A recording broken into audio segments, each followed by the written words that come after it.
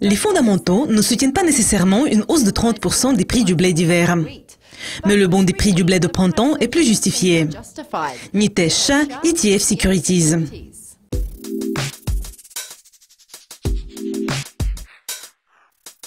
Les contrats à terme sur le blé ont bondi en juin en raison de l'aggravation de la sécheresse dans les plaines du nord des États-Unis.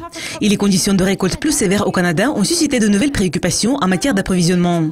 Cette tendance haussière, combien de temps va-t-elle se poursuivre?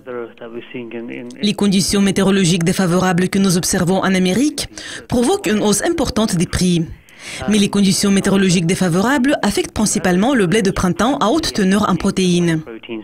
Donc, en ce qui concerne la dégradation des cultures agricoles, si nous jetons un coup d'œil au blé de printemps par exemple, seulement 40% du blé de printemps sont en bon ou excellent état par rapport à plus de 70% enregistrés il y a un an. Cela veut dire qu'il y a eu une forte détérioration. S'il s'agit du blé d'hiver, seulement 49% sont en bon ou excellent état.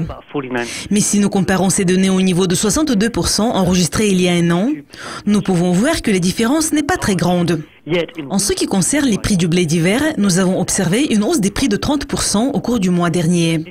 Donc la détérioration de la qualité ne justifie pas une forte hausse des prix.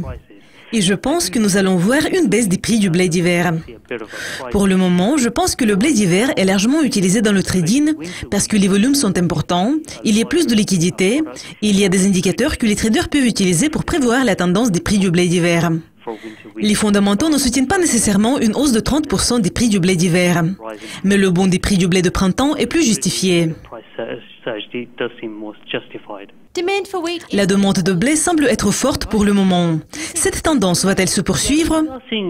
Nous observons actuellement une hausse cyclique de la demande de blé.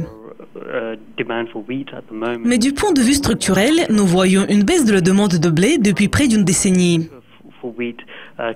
Et je pense que cela va se poursuivre au cours de ces quelques prochaines années, car les habitudes alimentaires changent. Et les gens ne veulent plus consommer des produits à haute teneur en glucides. Donc, même si nous observons un léger bond cyclique pour le moment, je pense qu'une baisse structurelle de la consommation de blé va se poursuivre. Nitesh, outre les conditions météorologiques, y a-t-il d'autres problèmes qui pourraient influencer les prix du blé durant cette saison? Oui, je pense que les conditions météorologiques auront l'influence la plus considérable sur les prix du blé. Mais il y a d'autres facteurs qui pourraient également avoir un certain impact. Nous pourrions voir une révision des données sur les volumes de cultures semées. Même si nous savons que toutes les cultures sont déjà semées, nous pouvons voir une révision des données.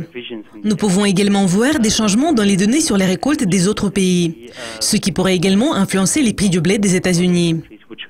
Donc, il y a certains autres facteurs qui, à mon avis, pourraient influencer les prix. Mais ce sont toujours les conditions météorologiques qui auront la plus grande influence sur le marché du blé. Malgré le fait que le Premier ministre du Royaume-Uni, Theresa May, continue sa bataille dans les champs de blé en suscitant la colère des agriculteurs, ce n'est pas le principal problème de l'industrie. Ce sont les conditions météorologiques qui provoquent la plus grande volatilité. Nitesh, merci de vos commentaires et de votre aperçu. C'est tout pour aujourd'hui. Au revoir.